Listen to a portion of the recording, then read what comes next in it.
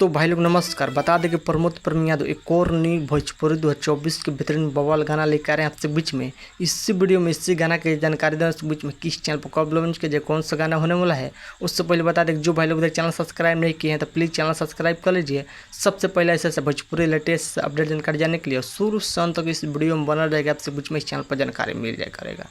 Final बता दें प्रमोद परम यादव का 2024 के एल्बम सॉन्ग फाइनल पोस्टर जारी कर दिया। जब देख रहे हैं स्क्रीन पर जिस गाना का टाइटल है काला सूट इस सॉन्ग को गाए हैं यानी कि प्रमोद परम यादव और साथ में शिवानी सिंह ने गाना गाई है। डूट गाना होने वाला ये गाना भोजपुरिया फैंस के खूब दिलचस्प मिलेगा।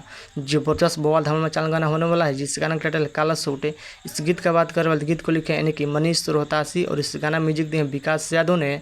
बहुत दमदार गाना होने इस गाना का टीजर आपसे बीच में आ गया जिस गाना का टाइटल है काला suit. Saregama Bhojpuri teaser launch कर दिया गया।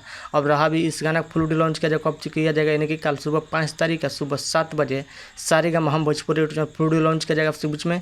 कल एक बार गाना सुनेगा, बहुत बवाल दमदार गाना होने वाला है। काला सूट बहुत बेहतरीन कमाल क्वालिटी गाना होने वाला है। कल एक बार गाना सुनेगा, सुबह 7 बजे लॉन्च किया जाएगा सारेगामा भोजपुरी चैनल पर। जैसे फिलहाल में टीजर लॉन्च कर देगा सारेगामा भोजपुरी चैनल पर काला सूट। इस वीडियो में देखने को मिलेगा काला सूट में कि प्रमोद परम यादव एक न्यू मॉडल वीडियो से देखने को मिलेगा। कल एक बार गाना सुनेगा, सुबह 7 बजे लॉन्च कर सारेगामा भोजपुरी यूट्यूब चैनल पर। आप लोग देखिए प्रमोद परम यादव का वीडियो अपडेट न्यूज़ कैसा लगा। ऐसे तो प्रमोद परम एक से एक बड़ा गाना लेकर खूब दूर पर देते हैं, ये गाना खूब दूर पर देना। अगर अपडेट न्यूज़ पसंद पर प्लीज़ वीडियो को लाइक कीजिए, चैनल सब्सक्राइब कीजिए, दोस्तों भी शेयर कीजिए। बस वीडियो मत ने मिलते हैं अगले वीडियो में। जय हिंद, जय भोजपुरी समाज। धन्यवाद। दबा वीडियो शेयर